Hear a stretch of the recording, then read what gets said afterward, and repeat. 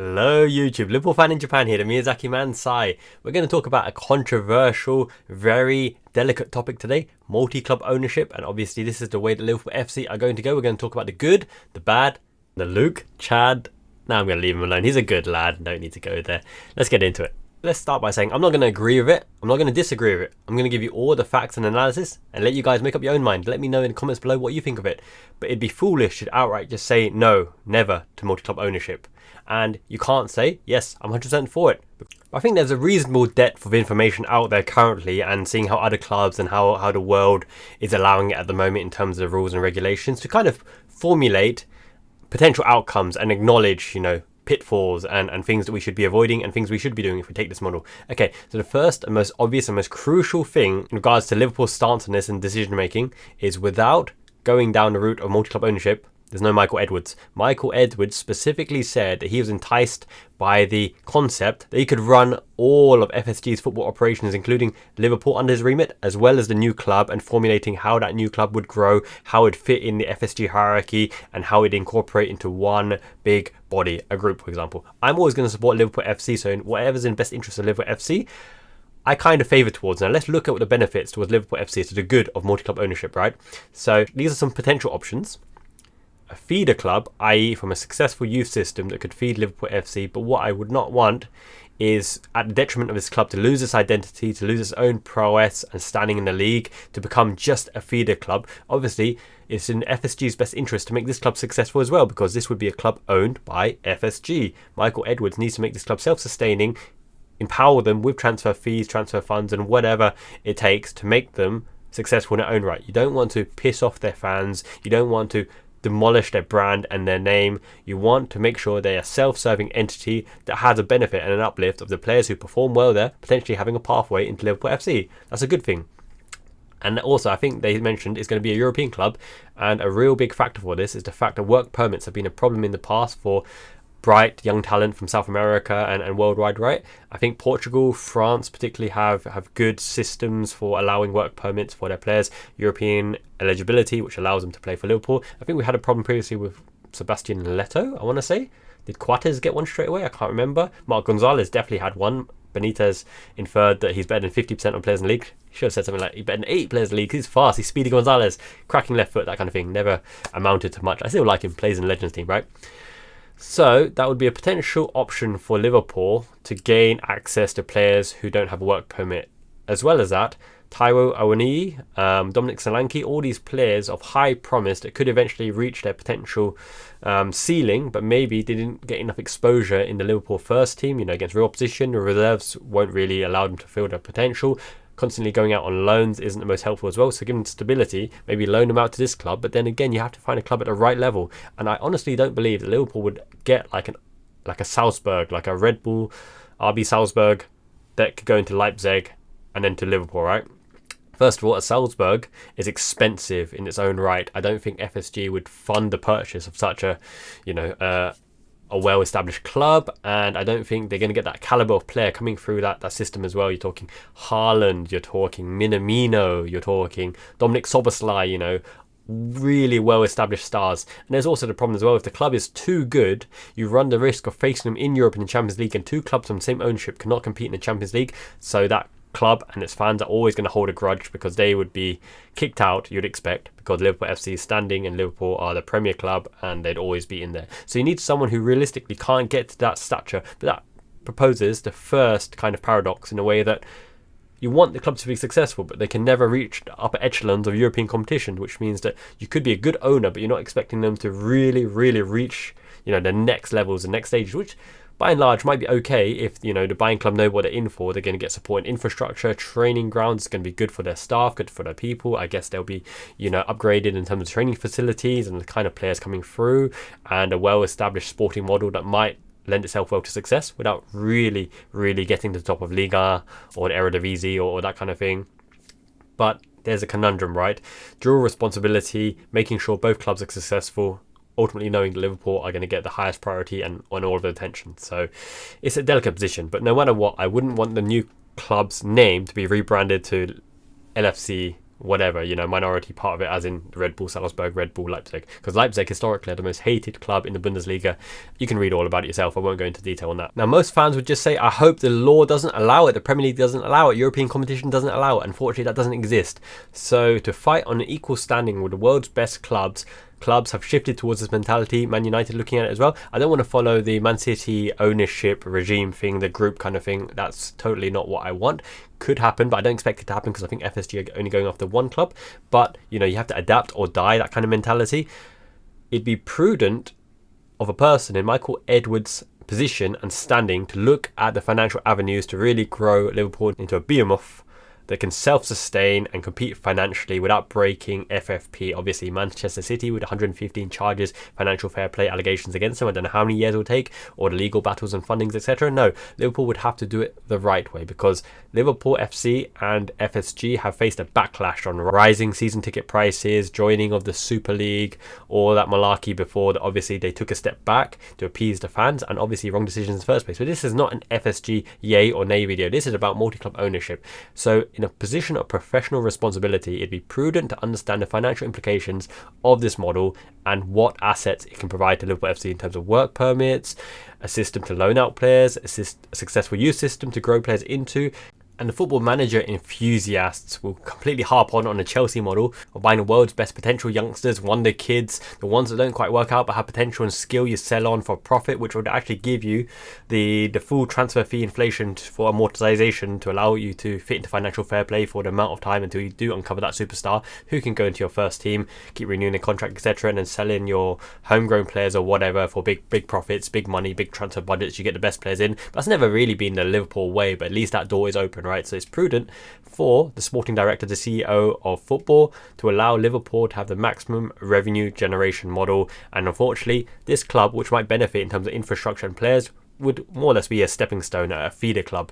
Now, does that already exist in world football, i.e. the best youngsters from any potential club, whether it's lower leagues, Division 2, Division 1, Championship, whatever, gets hoovered up by the top teams? Historically, that's always been a way, but the high inflated fees, the Manchester United inflated fee, the English young proven inflated fee, for example. So it's already happening, but the concept that they belong into your sporting group is a whole different ballgame, because actually you could hoover up the talent and put them into that secondary club, which means the only pathway is into your team, because you control the narrative into who they buy or sell. So the only way that would really work is if they have the ability to self-sustain and make decisions in their own benefit. So they can't sell to Liverpool because Liverpool dictated it, but they sell to the highest bidder, for example. Otherwise, there's a morality question here, i.e. you're literally using them as a mechanism to hoard the best young players, and they can't escape that ecosystem unless their contract physically runs out, which means they haven't renewed or whatever, right? So they're kind of hostage for whatever contract they signed at the time, which some players are, because you might sign an 8-year deal, for example, on inflated wages and never live up to your hype. Wink, wink. And then you've got to consider the priorities for the owners, FSG, right? And hiring Michael Edwards to lead the future vision, the future growth of Liverpool FC, and also the vision of the fans. What do us as fans want? Do we want the best players, Liverpool have the best chance of winning, Liverpool to self-generate the most revenue in the most self-sustaining way? Do we want to be competitive financially? Do we want new owners? Do we want the best manager and the manager to get everything his way in his direction? You've got to understand what exactly you want on a plate and then prioritize what are the most important things for us as fans and what we think Liverpool FC as an institution and our club and our heart and our soul and our passion should be doing. Would you trade FSG for anyone else at the moment? Let's talk about Glazers, let's talk about Ted Bowley, let's talk about a previous Roman Abramovich, let's talk about Ineos Group, let's talk about oligarchs and all that kind of thing. Who would you like to run Liverpool Football Club? Saying that, FSG, under their stewardship, looking at this multi-club ownership model, basically they were under the impression that FFP would have a major impact. Obviously that's proven kaput, because it's just not working really. It's not established, and Newcastle are finding out they can't just come in and buy all the different players. But does that really matter, because of the fact that Manchester City have already done that for however many years previously and established themselves as that superpower, that super squad, super wages, super coach, everything set up for them for sustained success, even though they can't repeat it right now at this very, very moment. And then again, we had Klopp to counterbalance that and actually won some stuff in the years of City domination. But that's beside the point. I digress a little bit. Under FSG stewardship, they are looking for the best for Liverpool FC as a revenue generating club looking at the latest innovation, looking at the latest technology, but also the latest methodology in terms of this multi-club ownership. And whether you like it or not, you'd have to say it's in their prerogative, for the best intentions of Liverpool FC, to take advantage of everything available. Now, whether you disagree with it, whether I disagree with it, whether it's ethically wrong or morally wrong, and there's big consequences, and there's big hatred within the feeder club and big hatred within the fan base, it would be irresponsible for them not to look at this option to compete with all the tools available. So even though it may not be a popular choice, would you prefer that they don't use this particular tool and resource and direction at their disposal when Man United might do it and Man City already do it, at the risk of falling further back, and considering the talk that FSG are skint and they're tight and they don't release transfer funds, at the risk of continuing like year on year and asking for new owners, because new owners, sometimes it's better the devil you know than the devil you don't, because you don't know what the new owners would do. And, under Hicks and Gillette, they would have scrapped Anfield and made that new soulless bowl stadium, right? So you kind of understand by now what FSG are looking to do. And at a technical level, this raises the chance for Liverpool FC to compete under the self-sustaining model we currently have. So choose your poison. Do you prefer this and the benefits we get from this, or not doing this and falling further behind and being the plucky underdogs that need a once-in-a-lifetime manager to just compete and have a sniff of the chance of winning the major honours against them, right? Against potential foul play, corruption, financial doping, etc. But also, you got to remember back in the day when Manchester United took advantage of the TV revenue deals to get themselves as the global darlings, the international darlings, the worldwide fan base, the huge revenues coming in, the big stadium, etc., and put themselves on that perch and on that footing ahead of everyone else. Liverpool didn't capitalise at the time. We saw what happened. The rest, how long did it take? 30 years to get us back into the title chasing talk and actually win the thing. It could be that all over again. We don't know the next manager, we don't know the model, but we know potential repercussions of that. But then there is the flip side of it. There's a world where FSG are the most responsible and ethical multi-club owners who are the best at it morally and financially and successfully, in terms of them generating the revenues for that club to be successful in their own right, feeding players that boost the morale and boost the reputation, boost the shirt sales of that particular club without losing their identity as well. There could be the absolute dream picture perfect scenario where Liverpool benefits and the second club benefits, and both sets of fans are eventually happy, because you can only determine that after the event has happened and you see the outcomes. So you have to acknowledge there is a possibility that happens as well. Obviously, they're not foolish. They're not doing it for charity to be some kind of pariah and putting themselves on the pedestal to say, we're owning this club and we're going to raise that club to be the greatest, because they can't, because Liverpool are the greatest. Yeah, Liverpool are the greatest. That's why I'm a fan. Yeah, I digress a little bit, but ultimately the point still stands in that it can't be outlawed. I don't think you can ever outlaw multi-club ownership legally because of the ramifications of the clubs that are already set up in multi-club ownership. To my mind, it's already Manchester City, potentially Newcastle. Aren't Chelsea doing something? Strasbourg owning part of them as well. Sheffield United. Sparta Prague owning part of West Ham, Ineos Group with Manchester United, Nice and Lausanne, Crystal Palace, and Everton's prospective new investors own quite a variety of stuff as well, right? So this isn't a new concept. There's no way they can just outlaw it. And then what about the further discussion around Saudi Arabia, PIF owning Newcastle, and all of the Saudi Arabian clubs having influence with huge money, basically signing off to the government to say, I want to bid for this player, and demoralising, destabilising players like Mo Salah from Liverpool. Obviously, it helped us out, right, with Fabinho and Henderson. Thank you for those fees. Thank you very, very much. But the power is in Newcastle's owners to destabilise other clubs and potentially give a big transfer kitty boost to clubs who are looking to offload old players for inflated wages, like Casemiro. So I don't think there's one scenario that really, really is the shining clear example.